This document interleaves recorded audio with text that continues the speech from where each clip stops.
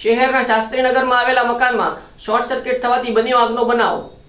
ભાવનગર શહેરના શાસ્ત્રીનગરમાં આવેલી શેરી નંબર 7માં રહેતા બ્રિજરાજસિંહ જાડેજાના મકાનમાં અગમ્ય કારણોસર શોર્ટ સર્કિટ થવાથી આગનો બનાવ બન્યો હતો અને લોકોના ટોળેટોળા એકઠા થયા હતા। આ ઘટના અંગે ફાયર સ્ટેશને જાણ કરતા ફાયર વિભાગની ટીમે ઘટના સ્થળે પહોંચીને આગ બુઝાવી નાખી હતી અને બનાવમાં ઘરવખરી બળીને ખાખ થઈ ગઈ હતી। સદનસીબે કોઈને જાનહાની થઈ નહોતી।